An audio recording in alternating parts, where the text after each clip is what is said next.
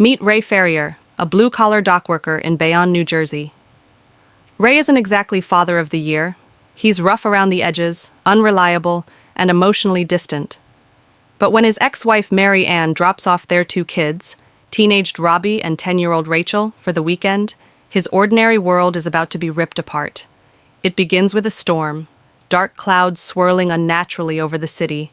Bolts of lightning crash down again and again, frying electronics and knocking out power.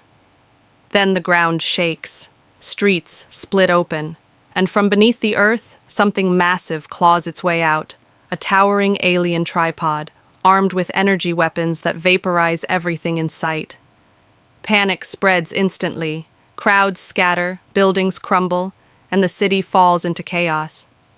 Ray narrowly escapes, running through clouds of ash where people once stood. His only thought is survival, for himself and for his kids. By sheer luck, he gets hold of a working van. He loads up Robbie and Rachel and speeds away from the smoking ruins of their neighborhood.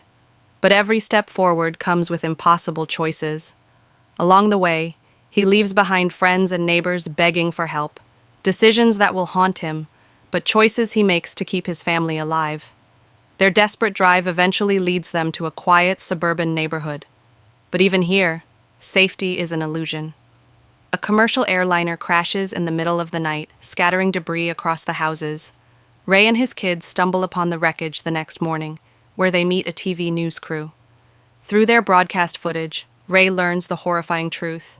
Alien tripods have emerged all over the world, mowing down entire cities. Military firepower? Completely useless. Humanity's defenses are collapsing. Still determined to reach Boston, where Mary Ann is staying, Ray pushes forward. At a crowded port, they join hundreds of desperate refugees fighting to board a ferry. But before the boat can make it across, the tripods strike again, ripping the vessel apart and dragging it under. Screams echo across the water as Ray and Rachel barely manage to swim to safety. In the chaos, Robbie slips away, determined to join the fight against the invaders. Ray now has only Rachel by his side. Exhausted and hunted, they find shelter in the basement of a farmhouse. There they meet Harlan Ogilvy, a man driven half-mad by the invasion. While Ray believes survival means hiding, Harlan insists on fighting back, loudly, recklessly, and dangerously. The tension between them grows unbearable as Harlan spirals deeper into paranoia. At night, Ray and Rachel witness the aliens' true horror. The tripods, harvesting human beings, using their blood to fertilize strange, red vines spreading across the land. It's a chilling reminder that the invaders aren't just here to conquer. They're here to transform the Earth itself. Soon, alien probes scour the basement. When Rachel is snatched by one of the tripods, Ray has no choice but to fight back. In an act of raw desperation, he arms himself with stolen explosives and charges straight into the belly of the beast. Against impossible odds, he rescues her. Father and daughter continue their journey alone, walking through ruined towns and ghostly battlefields. The closer they get to Boston, the more surreal the destruction becomes. Streets lined with alien growth, neighborhoods frozen in silence. Yet they keep moving, step by step, toward family and hope.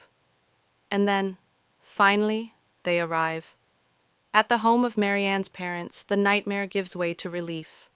Standing in the doorway is Robbie, alive. For a long moment, father and son stare at one another, the weight of everything they've endured hanging in the air.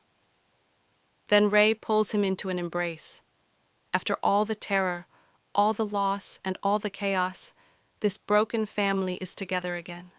And for Ray Ferrier, the man who started this story as a flawed, reluctant father, that hug is more than survival. It's redemption.